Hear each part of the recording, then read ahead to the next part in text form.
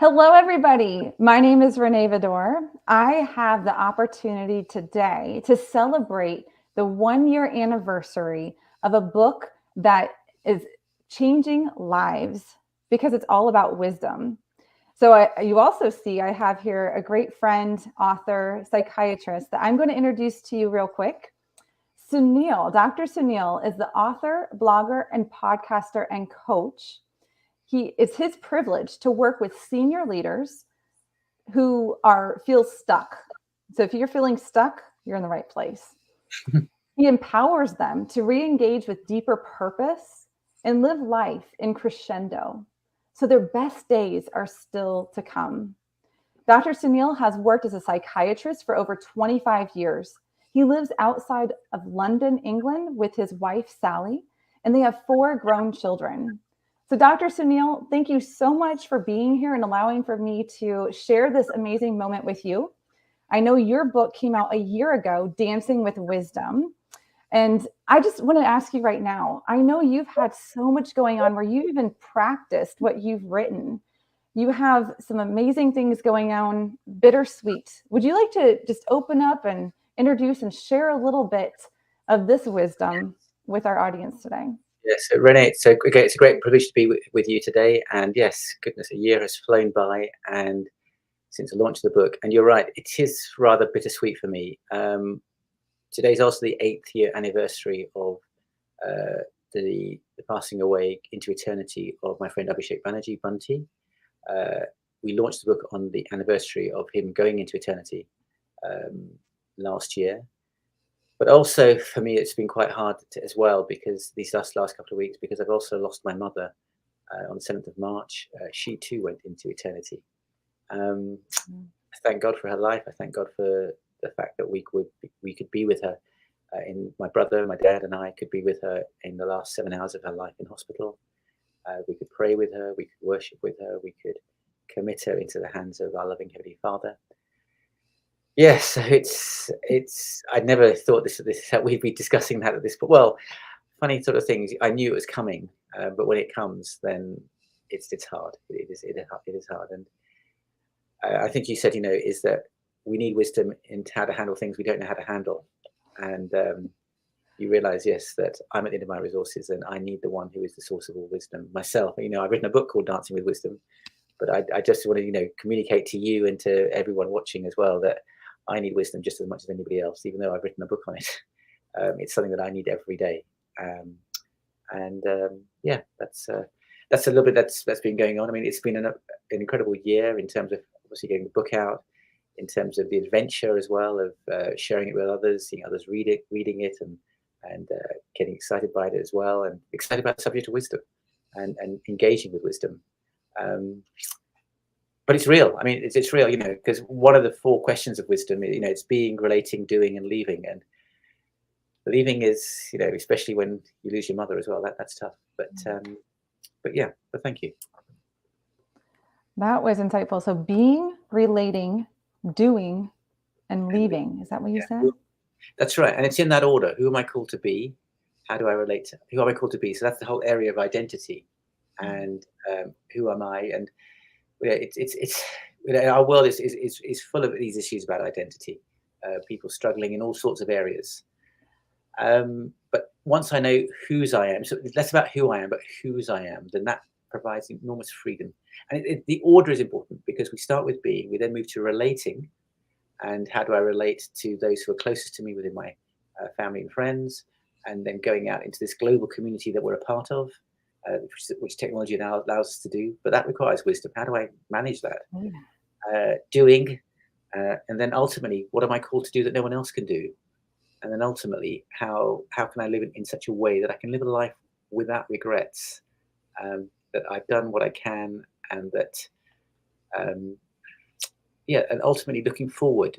There's a phrase that I keep coming back to, that in Christ our bad things can turn out for good, our good things can never be lost, and the best is yet to come. So how can I live with that excited anticipation for the future as well? So deep questions. Yeah, there we are. They are. And it really relates to every person that is in this world. And I want to go ahead real quick here and say we have many people chiming in, some that are here live. Thank you for coming and joining and celebrating with us. I see Tanisha, Ricky, Mark Thomas, Karen. So let us know where you're from and maybe why you're here. Maybe you're here because you're looking for wisdom, or you're wondering what does wisdom even matter? What is that? And that's kind of why I want to ask you a couple questions, if you don't mind, Dr. Sunil. Why did you write this book? I'm hearing what you're saying and it's making sense, but why wisdom? What is it about wisdom that really struck your fancy? The fascinating thing is, actually, when I started, I knew I had a book inside me. I knew I wanted to write something. I didn't quite know what it was. And when I've looked back on my life, and as I sort of, because I was blogging for about 4 years and podcasting as well, and looking at themes that were emerging and trying, it was, if you think of a massive jigsaw puzzle, and you've got this jigsaw puzzle and you're trying to bring the pieces together, and literally wisdom came out. And I think it goes back, coming as an immigrant child here to the UK, when I was just about 3 or 4 years old, coming with my parents into a culture that my parents really didn't understand, and I certainly didn't understand, and stumbling and fumbling my way through that. And then finding that that's a theme that's followed me everywhere that I've gone. I studied medicine, to be quite honest with you. I went into a career that, looking back, I wasn't really suited to. And so struggling to make sense of that and survive through that. Finding, when you do medicine is very much about treating, human beings as machines. And we need people who know how the liver and the kidneys and the lungs and how the different systems in the body work. That's good. We need those people, but that wasn't really how I'm wired. I'm much more interested in people and what makes them tick and make them do what they do. And so I found psychiatry, and then I sort of specialized in learning disabilities as well. But the point being is that I've always felt on the edge, trying to work out quite where do I fit in. And we begin to realize, actually, it's not just my experience, it's everybody else's experience. And this theme, wisdom, I had a podcast and we called it Making Sense of Life. And the very first podcast was wisdom. And even going before that, when our first child was born, our daughter, her name is Sonia.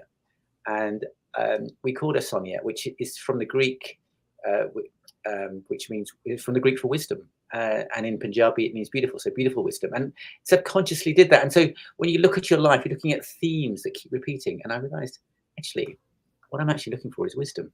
So that was quite a revelation. Yeah. So like a jigsaw puzzle. So it wasn't the book. I didn't go out planning to write it, but it sort of appeared over time, as it were. Yeah. It found you. Exactly. The book found me. Yes, that's right.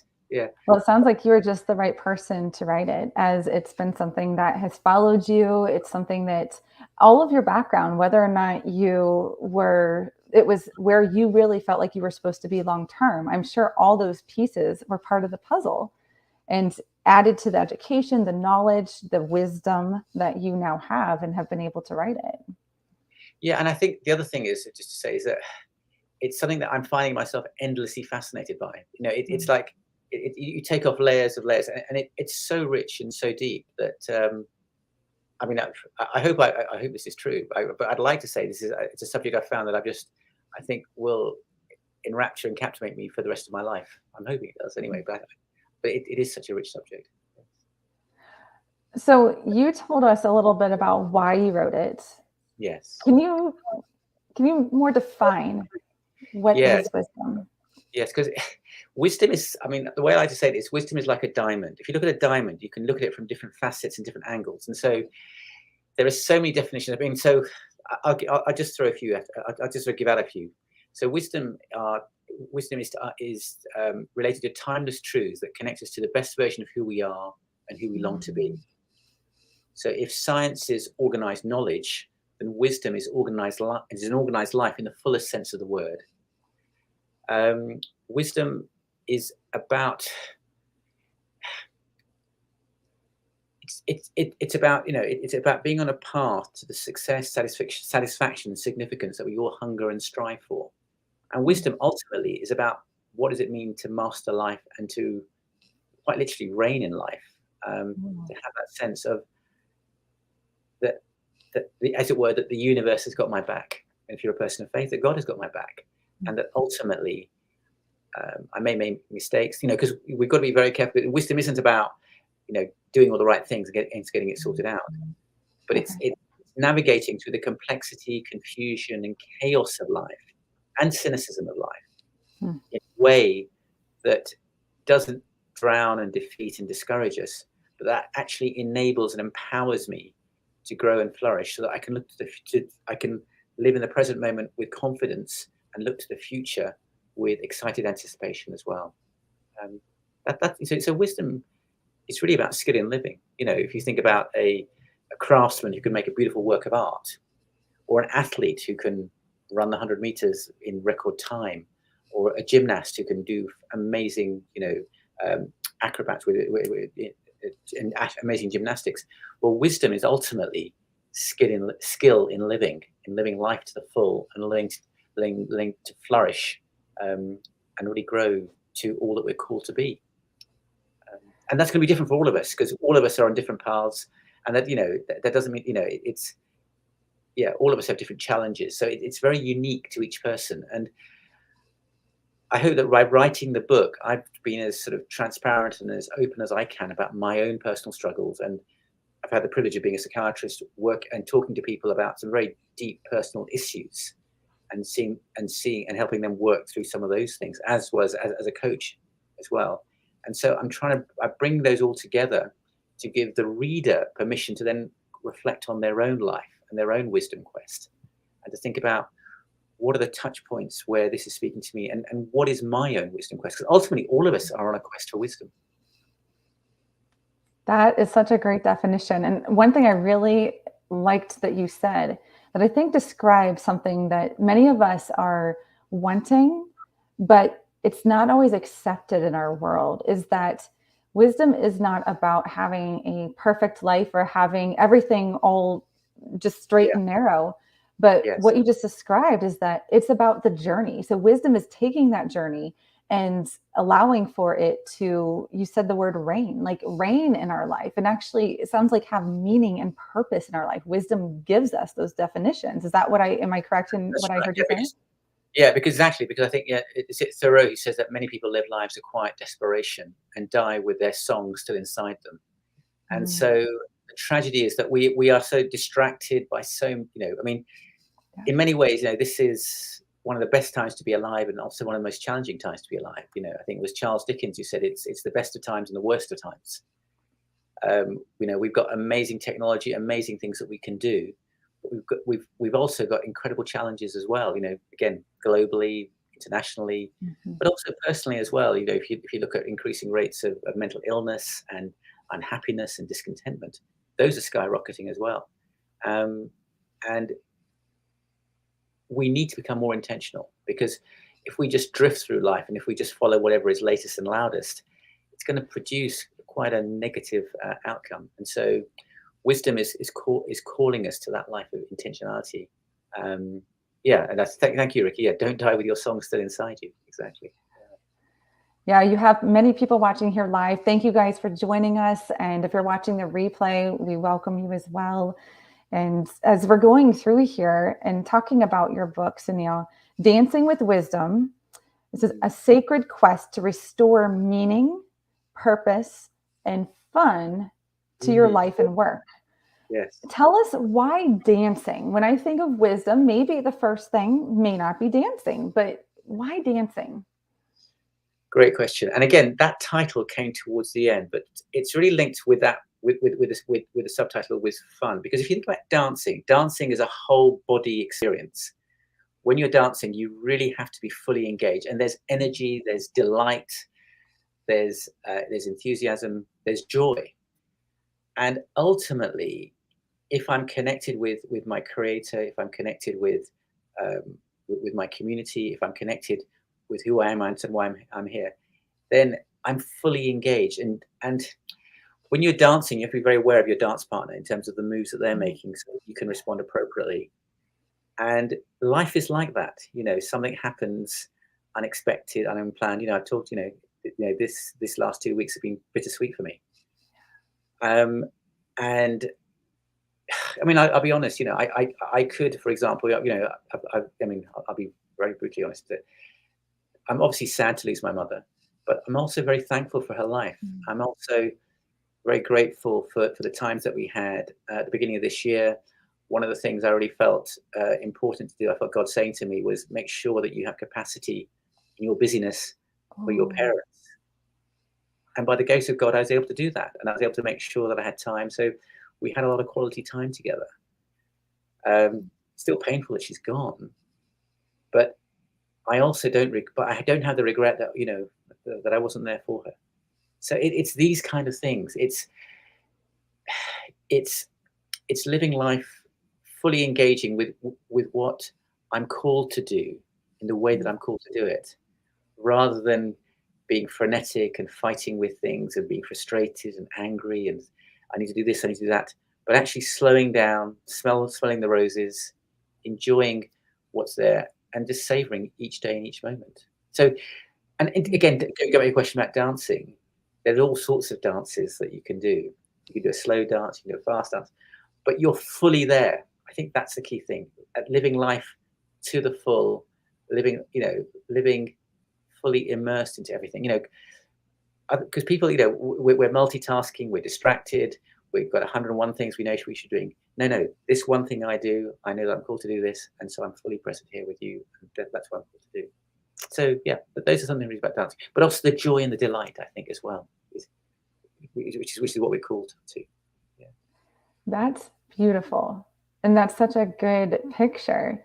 And I think of dancing, and it's something that we have to practice. It's something that we don't necessarily we're not born with it, but it Yes. takes that ongoing engagement to make it beautiful. So, Yes.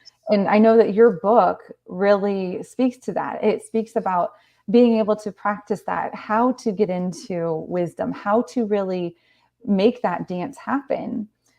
And I have some other questions for you, but I wanted to go ahead and just let some of our people who are here live dive into this. I want to ask you guys, go and if you haven't already, if you haven't read Dancing with Wisdom, hopefully we can have the link be put up, but go get it. You can get it on Amazon. You can grab it. What forms do you have it available in? Amazon. It's on Amazon. You get the paperback. I think you get the hardback, the Kindle version, and the audiobook. So it's just on Amazon, whichever country you're in, you can get it from there. Yes. Yeah, so all learning types, which is great because I know that even when it comes to wisdom, you have to use wisdom to how you're going to take in that information, just like you shared, like distractions and all that, what works best for you. But let us know down in the comments, friends, if you are going right now to grab that. You have a free gift, don't you? And I want to make sure we get that out there and share that. Would you like to tell us about that? Yes, so at drsunil.com/workbook, you can download a free workbook that's complementary with the book. And the purpose of that, as I said earlier on, is that I've tried to be as transparent and open about my own life and my own struggles and some of the struggles of different clients that I've worked with, as well as reflections on trends in society. And I hope that gives you permission, as it were, the reader permission to then reflect on their own life and their own wisdom quest. That I think would be, that's the purpose of that. So it's at drsunil.com/workbook. Yeah. Awesome. And we have that down in the comments too. Thank you so much, team. Appreciate you putting those up there. And go ahead, grab the book, grab the free workbook. If you already have the book, go get the workbook because Dr. Sunil does such a great job at helping people to really learn how to dance with wisdom. And an important question, I think, every time you talked a little bit about the writing of this book and how it just kind of came to you, but I know that you have some very important people in your life that have played a part in this. Could you share with us who this book is dedicated to and why? Yeah. So the book is, as I said at the beginning, the book is dedicated to the memory of Abhishek Banerjee. And he was a good friend of mine who I had the privilege of having. He was in India at the time, and I went to. Actually, I was visiting other family, but I knew him here in the UK, and we kept in touch. And we had, in a sense, I go into a lot more detail in the book about that. But the way that Providence worked, we had a conversation on the Saturday night, quite a sort of heart-to-heart, late in the night. I spoke to him on the Monday morning, and then I got a phone call from his wife Monday evening, about 8 p.m. here in the UK. saying that he'd actually passed away. And that was just such a huge shock to me. It completely rocked my world. In fact, I got onto a flight, I think it was a day later, and ended up just going to his funeral. I knew his mother, and because she'd been here in the UK as well, and spent time with his mother and his widow and his extended family. And it, the circumstances around it were just so bizarre. It really spoke to me that that God's hand was upon me, and that this was what I was called to do, painful as it was. And I needed a lot of wisdom. And I sort of dedicated it to Bunty. Bunty was his nickname, and Abhishek was his sort of official name. Because on reflection, I realized that he was coming to me like a younger brother looking to an older brother for wisdom about his life. And I say in the dedication, I say, this is a book I would have loved to have shared with you. Yeah, that's the background to that, really. Yeah, it was 8 years ago to the day. Yeah. That's so special. I'm so glad that you were able to be that person for him while he was here, even before he had the book. And now that you have written it, can you share a little bit here about how people can develop in wisdom? What are some of those practical things? What are they going to find inside that will help them? Yes. So the book is, in a sense, it's divided into three parts. In the sense of the first bit is why you need to desire wisdom, and there are lots of things that people hunger and thirst for. And I think this is one of the fascinating things is you and I are people of faith, and the biblical scriptures say be very, very careful. People want to get rich and get money. Well, there are dangers with money. Okay, people want to get that ideal relationship. Maybe get married, maybe have children. That's great. Get married, have children, find that significant person. But there are challenges there as well. There's people want that ideal career. They want to really grow and develop in their career. Great, do that by all means. But again, you've got to be careful in terms of how you balance that. When it comes to wisdom, the scriptures say, just give it everything you've got, even though it costs everything you have. Get wisdom. So I want to create that hunger for wisdom above anything else. That's what I need. And then the book is divided into so for why discover wisdom, then desiring wisdom. And so it's wisdom for the heart, wisdom for the mind, and wisdom for life. So we have restless hearts, we have questioning minds, and we have disordered lives. So if you like, we need wisdom because our lives can get so disordered and so messed up without it. And so that's, if you like, the emotional, the psychological, and the physical needs for wisdom. And then how do we develop wisdom? And that's, again, in three parts here. It's managing one's ego. And when I talk about ego, usually when you talk about ego, it's not a compliment. If you say that so-and-so's got an ego, you're not complimenting them. But the reality is that we've all got an ego. And the question is not having too much ego, which obviously is arrogance, but also having too little ego and saying that, I've got nothing to give and I'm not important, all that kind of thing. That's not help. A healthy balance of ego. And how do I recognize when my ego is getting out of control? And how can I, as it were, develop what's called, true humility, not thinking less of myself, but thinking of myself less. That's the distinction there. That's really good. Removing your idols. And again, we put emphasis on things too strongly that ultimately won't satisfy. So how do I recognize my idols, things that I, as it were, want too much, that are actually suffocating my growth and getting in the way of wisdom? So removing the idols and then challenging my assumptions. I've got assumptions about how life should work and how things should be that are actually inhibiting and holding me back. There's a lovely quote that I come across is that in the Old Testament, it says, the fear of the Lord is the beginning of wisdom.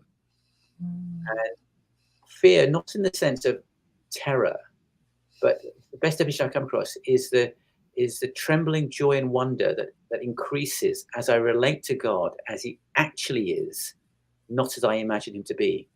So it's engaging with reality as it is, in all its rawness and all its messiness, and not living in a sense in a fantasy world, but actually engaging with the toughness of life, but doing that with a confidence that although I may not have the answers, there is someone who does. And how can I put my trust in him? How can I put my hand in his hand as I move forward. And that's really about, because we come to wisdom because we've got a problem that we can't fix. Maybe there's a relationship issue, maybe there's a challenge going on at work or with our finances, and we need wisdom. That's how we get out of that. But wisdom doesn't leave us there; it takes us deeper, and that's the third part. So we got desiring wisdom, developing wisdom, then deepening wisdom. I call that defining wisdom with divine. And that really, that chapter is very much about the mystery of wisdom, because ultimately, at the heart of wisdom is a person who you can know. And we look in detail about the three books in the Old Testament: Proverbs, Ecclesiastes, and Job. Proverbs is presented as this bright young teacher who basically says, you do these things and your life will go well. Work hard, you'll get the rewards. Be honest, and you'll rise up. Just careful. All these sort of positive affirmations and statements that are there. That's the bright young teacher. But Ecclesiastes is the middle-aged cynic who says, hold on. I'm middle-aged now. And my experience, he's looking at life under the sun. He's looking at life without an eternal perspective. And he says, life is so unfair. People who are honest get cheated. People who care for the poor get trampled on. It doesn't make sense. And so he goes through this long journey trying to make sense of, it was Solomon, the richest man who ever lived, and who had more resources than any of us could imagine. And he's trying to make sense of it. And at the end, he actually says, well, what Lady Wisdom says is actually quite true, because, fear God and keep his commandments, because ultimately everything is going to be revealed one day. And then the third book is the book of Job, where we've got this confrontation between God and Satan, the accuser, who's looking at this man Job, and God is saying to Satan, look at Job, look at how godly he is, how much he worships you. And the fundamental question that Satan puts back to God is, the only reason he worships you and trusts you is because everything is going well in his life. And then he goes through all these terrible devastations. But the issue there is that Job doesn't know that. So there's a mystery about it as well. And wisdom, there is a certain mystery as well. And that's why we're called to enter into this dance, because we may not know fully, but we are called to trust. And so that's the defining wisdom with the divine. And then I talk about the 4 vital questions that we talked about at the beginning. Who am I called to be? How am I called to relate? What am I called to do? And how ultimately do I leave? And then it's your wisdom quest. I talk about my coaching program on there. And then ultimately, in a sense, it's a launching pad for the reader to reflect on their own life and their own questions. So that's why the workbook at drsunil.com workbook is particularly important there. And then we end with a final tribute to Bunty and our friendship as well. So that's what the book's about.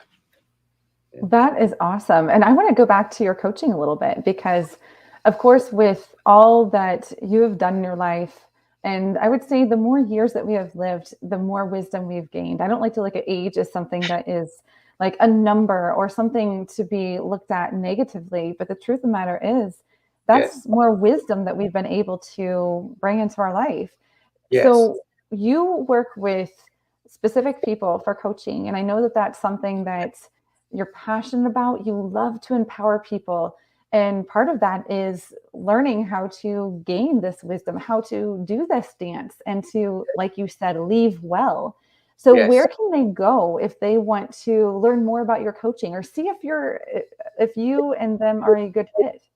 Yes, so the site is at drsunil.com is the website, and at drsunil.com/questions, there's more details about my coaching on there. I'm sort of, this is one of the things. This is where I need wisdom, because in a sense, I can only work with a small number of people one-to-one, and I want to eventually have a small coaching group. And there's a plan for an online course that will supplement the book. But you can find out more at drsunil.com/questions. And at the website, you can find out more details there. Thank you.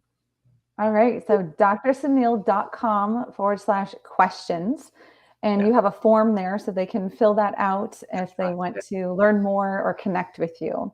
That's right. Awesome. And just go ahead and let's recap a little bit here. You have your book, Dancing with Wisdom. It's available on Amazon. It's available in hardcover, softcover, audiobook, Kindle. Perfect. Love it. And it's such a neat cover because it's just that circle. We really get a feel for what dancing with wisdom is and what it's not. It doesn't have to be this crazy thing. It's something that we can actually do. So you also have a free workbook, and we'll make sure and put that up there too. If you have not went and downloaded that free workbook, go do it now. That's something that you don't want to miss out on. A free resource to help you be able to start your dance with wisdom or take it the next step further. And last but not least, if you're interested in learning more about how to work with Dr. Sunil with his coaching and to be able to move forward in your personal quest, then go to drsunil.com/question. Is that correct? Questions with an S. Questions with an S. Perfect. Right. Awesome. Well, is there anything that you can share with your listeners here? One last thing, or what you would like for them to be able to take from here? What is their next call to action or next step? Well, certainly the workbook is a call to action. And obviously the site is drsunil.com. You can learn more about me there.